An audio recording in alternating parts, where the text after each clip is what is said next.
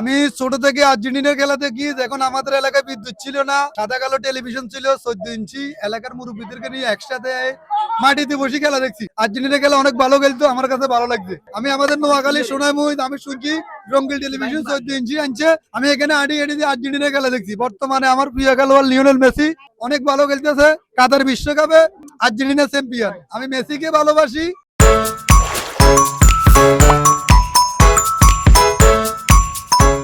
আমি আর্জেন্টিনার একটা খেলা সরাসরি দেখার ইচ্ছা ছিল।